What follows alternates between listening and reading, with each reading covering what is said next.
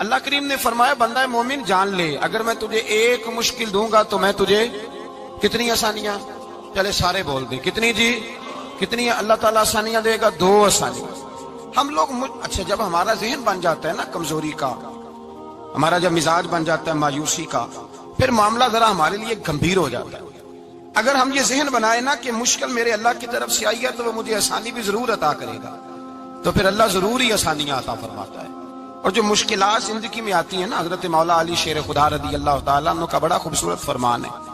حضرت علی فرماتے ہیں جب تجھے مشکل آتی ہے تو وہ تجھے رب کا پتہ بتانے آتی ہے، وہ تجھے اللہ کا پتہ بتاتی ہے، اس لیے کہ جب تو سارے اسباب کر لیتا ہے، جو ضرورت ہوتی ہے پوری کرتا ہے، تندرست ہو کے وہ کام کرتا ہے، پھر بھی کام نہیں ہوتا، تو اس کا مطلب ہے کرنے والا تو نہیں، کرنے والا کوئی اور ہے، جو کام کرنے والا کوئی اور ہے۔ تو عزیز بھائی یاد رکھیں، ہر مشکل کے ساتھ اللہ نے آسانی رکھی ہوتی ہے۔ اگر اللہ تبارک و تعالیٰ بیماری عطا کرے تو اس کے ساتھ اللہ پھر جو تندرستی دیتا ہے وہ بھی بڑی اعلیٰ عطا فرماتا ہے۔ اگر اللہ کبھی غربت دے تو پھر اس کے بعد جو اللہ تعالیٰ آسانی دیتا ہے وہ بھی بڑی اعلیٰ عطا فرماتا ہے۔ اگر کہیں سے آپ کو دکھ ملتے ہیں تو پھر جب سکھوں کا وقت آتا ہے تو پھر گنے نہیں جاتے۔ یاد رکھیں مشکلات کے پہلو میں آسانیاں ہوتی ہیں، اور جس آدمی کو مشکل آتی نہیں، میرے نبی کریم سید عالم صلی اللہ علیہ وسلم نے فرمایا مومن کو جو مشکل بھی آتی ہے اللہ اس کی برکت سے اس کے گناہوں کو معاف فرما دیتا ہے، اللہ اس کی برکت سے اس کے گناہوں کو معاف کرتا ہے، یہاں تک کہ حضور نے فرمایا میرے مومن کو کانٹا بھی چبھے تو اللہ تعالیٰ اس کی مشکل کو آسان فرما دیتا ہے۔ 2 بزرگ بیٹھے تھے، ایک حضرت احمد رحمت اللہ علیہ اور ایک حضرت شرف الدین منیری رحمت اللہ علیہ۔ تو حضرت شرف الدین منیری کہنے لگے کہ دوست اصل میں وہ ہوتا ہے جو دوست کی طرف سے آنے والی تکلیف پر صبر کرے، جو اللہ کی طرف سے آنے والی تکلیف پہ صبر کرے وہ اللہ کا محبوب ہوتا ہے۔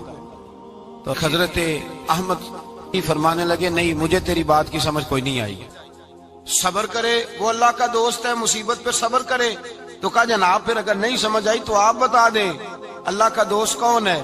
تو آپ فرمانے لگے جو محبوب کی طرف سے آنے والی مصیبت کو اس کا تحفہ سمجھ کے قبول کرے وہ اصل دوست ہوتا ہے، اس کا تحفہ سمجھ کے قبول کرے، اپنے رب کا تحفہ سمجھے، مالک کا تحفہ سمجھے کہ اس نے مجھے تحفہ دیا ہے، مجھے کسی مشکل میں ڈالا ہے۔ تو رب کریم بلا مثال و بلا تشبیہ سمجھانے کے لیے اللہ جب کسی کو مشکل میں ڈالتا ہے، کافروں کو تو اس نے موجیں کرائی ہوئی ہے، بڑی بڑی سہولتیں دی ہوئی ہیں، مشکل میں ڈب بھی ڈالتا ہے، اپنے نیک بندوں کو ہی ڈالتا ہے۔ نمرود اور فرعون کے پیروں میں کانٹا بھی نہیں چبھتا تھا، ان کو تکلیف نہیں آتی، تکلیف کسے آتی تھی؟ اللہ کے نیک بندوں کو تکلیف آتی تھی۔ حضرت رابعہ بصریہ جب تک زندہ رہی تب تک بیمار رہی، جس دن طبیعت ٹھیک ہوتی تو کہتی اے اللہ تو کہیں مجھ سے ناراض تو نہیں ہو گیا، تو کہیں ناراض تو نہیں مولا جب تو مجھے تکلیف دیتا ہے تو میں رو کے تیری عبادت کرتی، جب مجھے دکھ ہوتے ہیں تو میں سجدے میں تڑپتی، اور خدا بندہ اب تو میں سکھی ہوں، موج میں ہوں، مجھے رونا ہی نہیں آ رہا، تو خدا بندہ تو کہیں ناراض تو نہیں ہو گیا مجھ سے؟ دکھ تو اچھے ہوتے ہیں، دکھ تو پیارے ہوتے ہیں، اور دکھوں کے بعد جو اللہ آسانی دیتا ہے اس آسانی کا پھر کیا ہی کہنا۔ اس حضرت ایوب علی نبینا علیہ الصلوۃ والسلام بیمار رہے، 60 سال اللہ نے تندرستی دی۔ کتنے سال بولے؟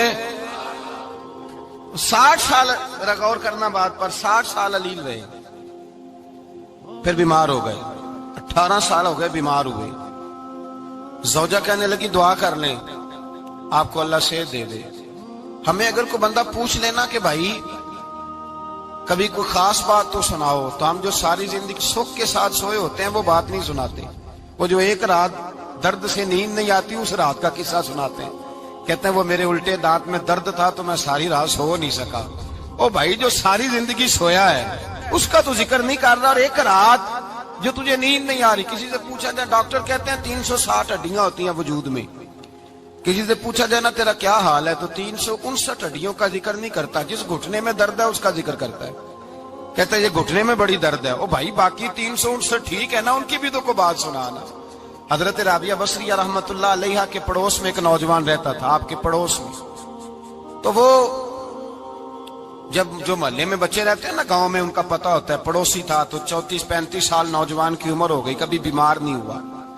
ایک دن اس کی طبیعت علیل ہوئی، سر میں درد ہوا تو اس نے پٹی باندھ لی سرخ رنگ کی، باہر نکل کے آیا، حضرت رابعہ بصری علیہ رحمہ نے دیکھا تو فرمانے لگے بیٹے خیر ہے؟ لگا جی اماں جی سر میں بڑی درد ہے۔ آپ فرمانے لگے کتنی عمر ہو گئی؟ کہنے لگا 34-35 سال۔ فرمانے لگے پہلے تو کبھی درد نہیں نہ ہوئی؟ کہا نہیں اماں جی آج ہی ہوئی ہے۔ تو آپ فرمانے لگے 34 سال اللہ نے صحت دی ہے، تو نے شکر کی ایک پٹی بھی نہیں باندھی، اور آج درد ہوئی ہے تو شکوے کی پٹی تو نے فوراً ہی باندھ لی ہے، کوئی شکر کی پٹی بھی باندھنی چاہیے۔ حضرت ایوب 18 سال بیمار رہے، زوجہ کہنے لگی دعا کر لو، تو آپ فرمانے لگے بی بی سے کہ صحت کتنی دیر رہی؟ اس نے کہا 60 سال۔ تو آپ فرمانے لگے ذرا بیماری کو بھی 60 سال گزر لینے دو، پھر دعا بھی کر لیں گے۔ یہ دعا کی، اللہ یہ لفظ کہے اللہ نے صحت دے دی، تندرستی آ گئی۔ ایک دن گھر میں بیٹھے بیٹھے زوجہ کہنے لگی کہ ایوب یہ بتاؤ دکھ اچھے کہ سکھ؟ آپ فرمانے لگے سارے دن ہی اللہ کے ہیں پر دکھ بڑے اچھے تھے، مجھ سے پوچھو تو دکھ بڑے اچھے تھے۔ کہا کس طرح؟ تو حضرت ایوب فرمانے لگے جب میں بیمار تھا تو 24 گھنٹے میں ایک دفعہ میرا رب میرا حال پوچھا کرتا تھا، ایک دفعہ میرا اللہ پوچھتا تھا ایوب تیرا حال کیا ہے؟ فرماتے ہیں 12 گھنٹے تو لذت ہی رہتی تھی کہ میرے رب نے میرا حال پوچھ لیا، اور اگلے 12 گھنٹے میں انتظار کرتا تھا مالک حال دوبارہ کب پوچھے گا۔ فرمانے لگے اب صحت تو ہو گئی ہے پر اب میرا رب میرا حال تو نہیں نہ پوچھتا۔ بھائی مشکلات جو ہوتی ہیں وہ تو تجھے سجا دیتی ہیں، سوار دیتی ہیں، تجھے یاد آتا ہے کوئی اپنا۔ جب تجھے درد ہوتی ہے نا، تکلیف ہوتی ہے، پھر تیرا دل کرتا ہے کوئی کندھا ملے جہاں میں سر رکھ کے رہوں۔ پھر اسی لیے تو کسی درویش سے کسی نے پوچھا تھا اپنا کون ہوتا ہے؟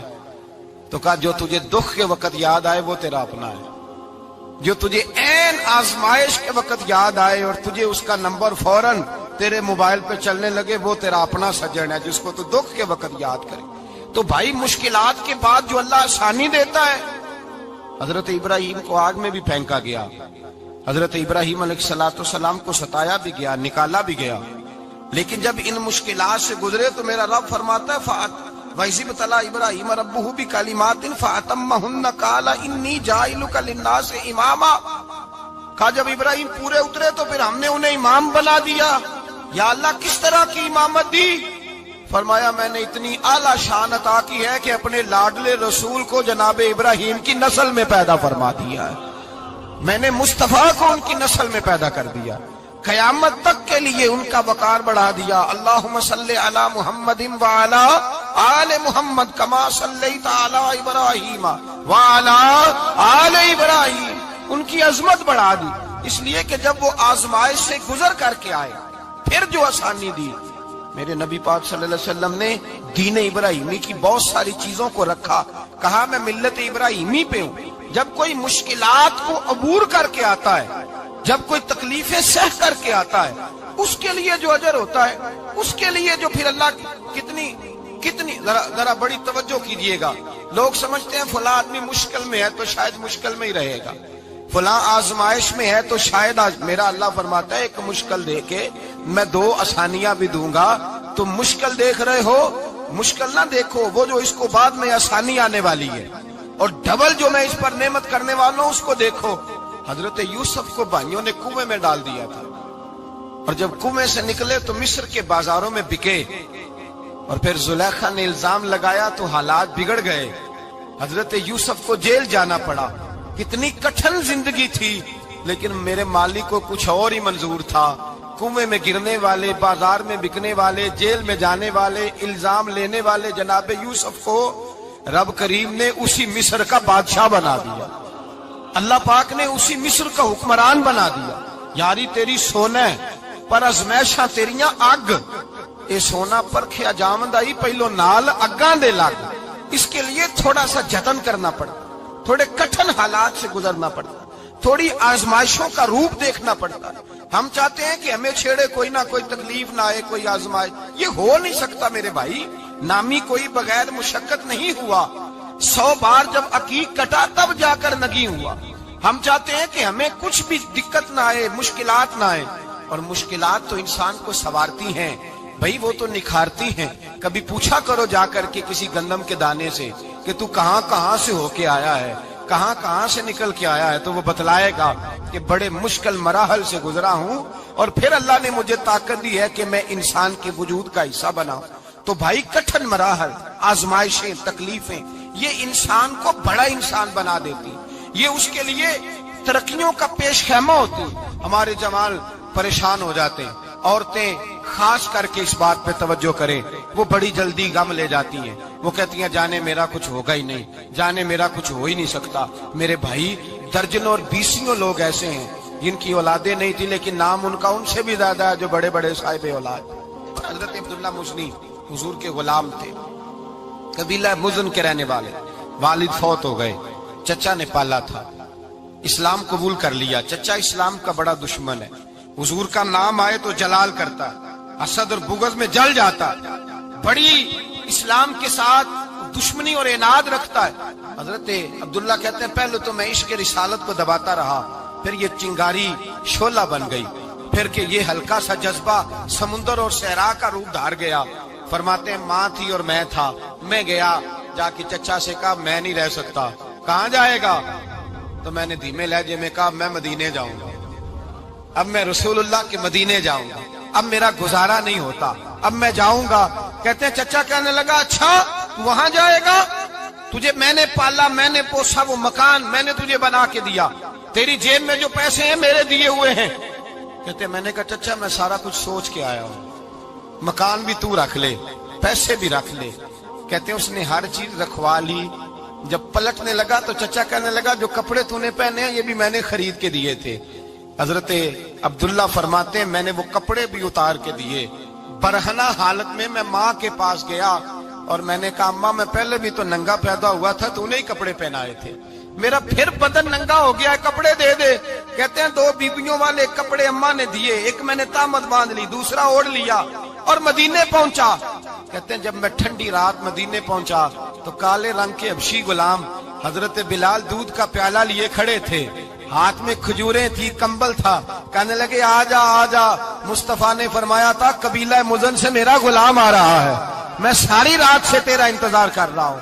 حضرت جناب سیدنا عبداللہ رضی اللہ تعالیٰ عنہ فرماتے ہیں میری مشکل آسان ہوئی، فرماتے ہیں مجھے مدینے میں اعزاز مل گیا، مجھے عزت مل گئی، ہر آدمی میری قدر کرنے لگا۔ گویا بزرگ کہتے ہیں کہ حضرت عبداللہ دعا کرنے لگے کہ اے اللہ تو نے مجھے بڑی شان دی ہے مصطفیٰ کی گود میں، اگر اسی رحمت کے چھاؤں میں میں پردہ کر دوں تو میری بات بن جائے گی۔ حضرت عبداللہ کا وصال بھی رسول اللہ کی گود میں ہی ہو گیا، گود میں، نہ کوئی رشتہ دار، نہ کوئی تعلق دار، نہ کوئی ہمسایہ اپنا، نہ کوئی چچا، نہ کوئی ماموں، شہر میں تنہا اسی کسے دے کچھ نہیں جے لگ دے تے نہ کوئی ساڈا دردی، تنہائی۔ جنازہ اٹھا تو اٹھانے والے کون ہیں؟ ابو بکر صدیق، فاروق اعظم، عثمان غنی، مولا علی، حسنین کریمین جنازے میں شامل۔ میرے رسول پاک صلی اللہ علیہ وسلم نے جنازہ پڑھایا، دیکھو مشکل کاٹی تھی تو آسانی کا رنگ دیکھو، آسانی کا انداز دیکھو۔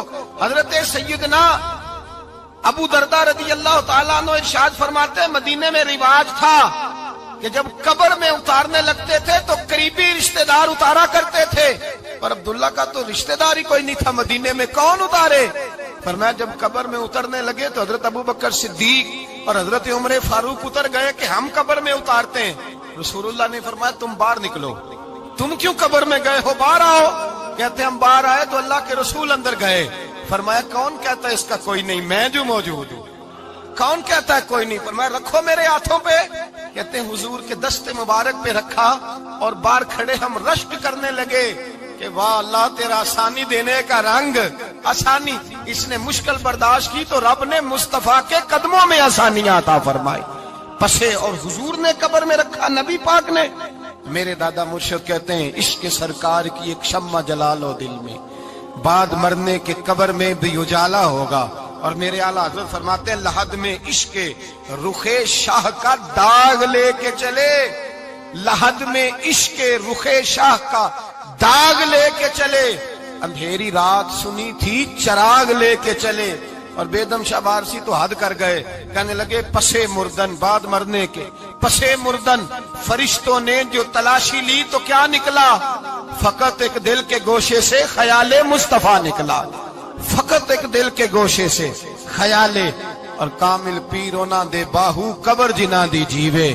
میرے بھائی نبی پاک صلی اللہ علیہ وسلم کے ساتھ وفا کی تنگی دیکھ کر دقت ساتھ دیا.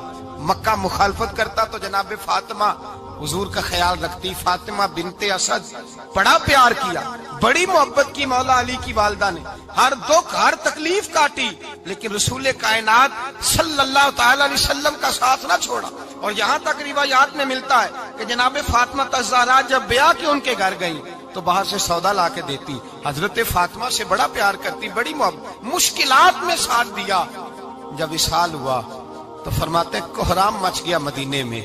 لوگ منتیں کرتے تھے کہ حضور کا ایک بال مل جائے تو قبر میں بخشش کا سامان ہو جائے گا. رسول پاک نے فرمایا جب جناب علی کی والدہ کو غسل دے لو تو کفن پہنانے سے پہلے میرے پاس آنا. کہتے ہیں جب غسل دے لیا تو عرض کی حضور غسل ہو رہا ہے, کفن کا کیا کرنا ہے؟ حضور اندر گئے, قمیض بدلی اور جو کرتا پہنا ہوا تھا اتار کے دیا. فرمایا وہ علی کی ماں نہیں میری ماں ہے, اس نے میرے لیے بڑی تکلیفیں سہی ہیں, بڑی مشکل دیکھی ہے. فرمایا اس طرح کرو میرے کرتے میں اسے کفن دو. حضور نے جنازہ پڑھایا, اپنے کرتا لباس مبارک میں کفن دلایا. پھر جب وہ دفن ہوئی تو حضور قبر پہ کھڑے ہوئے, کھڑے ہو کے فرمایا اے اللہ اپنے سارے نبیوں کے وسیلے سے اور میرے وسیلے سے میری اماں کی بخشی فرما دے. پھر جو آسانیاں ملی ان لوگوں کو تو ان کی قبروں تک آسانیاں ملی, پھر ان کو قیامت تک کے لیے آسانیاں ملی جنہوں نے مشکلات کو دیکھا. اور بھائی جو سوئے رہے, جو آرام کرتے رہے, جنہوں نے مناسب ہی نہ سمجھا کوئی کٹھن مرحلہ طے کرنا, جنہوں نے کہا نا نا نا نا ہم تو سکھ کے ساتھی ہیں, ہم تو سکون کے ساتھی ہیں, بھائی ہم تو سلوٹ کے ساتھی ہیں, جب موجیں لگے گی تو دوڑ کے پہنچیں گے, کہیں گے ہمارا بھی تعلق بنتا ہے, ہماری بھی رشتہ داری ہوتی ہے, ہمارے بھی رابطے ہوتے ہیں, پھر دوڑ کر کے پہنچیں گے. اصل ساتھی وہ ہوتا ہے جو دکھ کا ساتھی ہوتا ہے, آزمائش کا ساتھی, مشکلات تجھے اونچا اڑاتی. حضرت سلمان فارسی کہتے ہیں میں نبی پاک کی تلاش میں نکلا تھا, حضور کی تلاش میں نکلا, اور میں نے کئی سال حضور کو ڈھونڈا, کبھی ایک دروازے, کبھی ایک دروازے, کبھی دوسرے دروازے, کبھی تیسرے دروازے. فرماتے میں شہزادہ تھا پر بکتا بکاتا مدینے آیا, میں نے نبی پاک کی تلاش میں یہودیوں کی غلامی بھی کی, تیری تلاش میں پھرا میں جنگل پہاڑ اور دشت میں. فرماتے ہیں بڑی تکلیف کاٹی, بڑی آزمائش دیکھی, لیکن اس دن مجھے سارے دکھ بھول گئے, اس دن میری ساری تکلیفیں آسانیوں میں بدل گئی. جس دن میرے نبی نے میرا بازو تھام کے کہا سلمان منا اہل البیت, فرمایا سلمان کو تو میں نے اپنی اہل بیت میں شامل کر لیا ہے. فرماتے اتنی بڑی فضیلت کہ میں رسول اللہ کے خاندان میں جا شامل ہوا. تو بھائی یاد رکھیں, جب آپ کو مشکل آتی ہے تو آپ کو آسانی دینے کے لیے آتی ہے, جب آپ کی طرف کوئی آزمائش آتی ہے تو آسانی دینے. یہ بات صحیح ہے کہ بیٹیاں پیدا ہونے پہ مشکل ہوتی ہے, ان کے نصیبوں سے ڈر آتا ہے, پر جتنی آسانی اللہ بیٹیوں کے باپ کو عطا کرتا ہے اور جتنی رحمت رب بیٹیوں کے باپ پہ فرماتا ہے اتنی بھی کسی اور کے حصے میں نہیں آتی. اس میں شک کوئی نہیں کہ بوڑھے ماں باپ کو جب سنبھالنا پڑے تو مشکل ہوتی ہے. بوڑھوں کی طبیعت بچوں جیسی ہو جاتی ہے, دقت ہوتی ہے, آزمائش ہوتی ہے, ان کی بات سننا بعض اوقات کڑوا لگتا ہے, ان کی فرمائشیں بعض اوقات بچوں کی طرح ایسی ہوتی ہیں جو حل نہ ہو سکیں. لیکن یہ وہی ماں باپ ہیں جن کی نوکری کے بارے میں میرے مصطفیٰ نے فرمایا اگر تو ایک رات انہیں خوش کرنے میں کامیاب ہوا تو اللہ 2 حج اور 2 عمرے کا ثواب عطا فرمائے گا. اس میں شک نہیں کہ بہت سارے کام مشکل ہوتے ہیں, کٹھن ہوتے ہیں, آزمائش والے ہوتے ہیں, اس میں کوئی شک نہیں کہ اس دور میں دین کا کام بڑا مشکل ہے, دعوت و تبلیغ کا سلسلہ بڑا کٹھن ہے. اس دور کے اندر حق بات بیان کرنا بڑا ہی مسئلہ ہے. اس دور کے اندر لوگوں کو کھری بات پہنچانا اور بتانا یہ اپنے ہاتھ میں آگ کا انگارہ پکڑنے کے مترادف ہے. لیکن میرے مصطفیٰ نے فرمایا تھا اس دور میں جب فتنہ ہو من تمسک بسنتی اندہ فساد امہ فلہ اجر 100 شہید. فرمایا اس دور میں جب آزمائشیں آ جائیں, تکلیفیں آ جائیں, اس دور میں جو میری سنت پر عمل کرے گا, رسول پاک کا وعدہ ہے اللہ ایک سنت پر عمل کرنے والے کو 100 شہیدوں کا ثواب عطا فرمائے. اللہ 100 شہیدوں کا درجہ دے گا اسے. تو بھائی جس قدر مشکل زیادہ اس قدر آسانی بھی, اس قدر اجر بھی زیادہ. مشکلات سے گھبرایا نہ کریں, ذہن بنا لیں کہ جس رب نے دی ہے وہی اللہ نجات بھی عطا فرمائے گا. انسان آسان ہو جاتا ہے. ہم لوگوں نے نا دوڑ صرف سکھ کٹھے کرنے کے لیے لگا لی ہے, سکھ کٹھے کرنے کے. وہ لوگ دکھوں میں راضی رہتے, دکھوں میں راضی رہتے تھے، آزمائشوں میں۔ ہمارا دعویٰ ہے رب رسول سے پیار کا، اور میرے حدیث بخاری میں ہے، فرمایا جو مجھ سے جتنا زیادہ پیار کرے گا اتنا اس کی طرف مشکل زیادہ آئے گی۔ حضرت ابو بکر شبلی رحمت اللہ علیہ سے کچھ لوگ ملنے آئے، کہنے لگے صاحب ہمیں آپ بڑے اچھے لگتے ہیں، بڑے پیارے لگتے ہیں، آپ کی زیارت کرنے آئے، دل کرتا ہے 2 گھڑیاں پیر دبا دیں، دست مبارک چوم جائیں، دست بوسی ہو جائے، دل کرتا ہے۔ آپ نے فرمایا واقعی مجھ سے پیار ہے؟ کہا حضور بڑا پیار ہے۔ فرمایا سوچ لو کا صاحب بڑا پیار، پھر سوچ لو کا بڑا پیار ہے۔ حضرت ابو بکر شبلی دیوانے سے آدمی تھے، پتھر اٹھائے روڑے اور زور زور سے ان لوگوں کو مارنے شروع کر دیے، دوڑ گئے، کہنے لگے بابا تو پاگل ہو گیا ہے۔ جب دوڑے تو حضرت ابو بکر شبلی فرمانے لگے بس تم تو کہتے تھے ہمیں پیار بڑا ہے۔ کہا حضور کیا مطلب؟ آپ فرمانے لگے اگر تمہیں مجھ سے پیار ہوتا تو میرے روڑے کھا کے میرے دروازے پہ مر جاتے، کبھی میرا ساتھ چھوڑ کے نہ جاتے۔ تمہیں پیار نہیں، تم سکھ کے سجن ہو، تم چوری کھانے والے میاں مٹھو ہو، تم تو اس لیے آئے ہو کہ یہاں برکتیں ملیں گی، موجیں ملیں گی، تمہیں پیار نہیں۔ ہمیں خدا رسول سے پیار بھی ہے، ذرا سی آزمائش آئے رونے بیٹھ جاتے ہیں، غریب بھی رو رہا ہے، بیمار بھی رو رہا ہے، تنگ دست بھی رو رہا ہے، اور جو آدمی کسی مشکل میں گرفتار ہے وہ بھی کہتا ہو جتنا میں الجھ گیا ہوں ہے ہی کوئی نہیں۔ اٹھیں، بیدار ہوں، اپنے آپ کو توانا کریں، اپنے اندر جولانیاں پیدا کریں، یاد رکھیں جتنی مشکل سخت ہوگی اتنی آسانی بھی اللہ زیادہ ہی عطا فرمائے گا۔ اللہ تعالیٰ زیادہ اور وعدہ کیا اللہ پاک نے، فَإِنَّ مَعَ الْعُسْرِ يُسْرًا إِنَّ مَعَ الْعُسْرِ يُسْرًا، فرمایا اگر میں تمہیں ایک مشکل دوں گا تو میں تمہیں 2 آسانیاں عطا فرماؤں گا۔ اللہ تعالیٰ ڈبل آسانی دیتا ہے اگر کسی پر مشکل ڈالتا ہے۔ اپنے آپ کو کمزور نہ کریں، ذہن بنائے دکھ سہنے کا، مزاج بنائیں تکلیف برداشت کرنے کی، پھر یہ مشکل نہیں ہوگا، پھر آسانی سے بندہ گزر جائے گا۔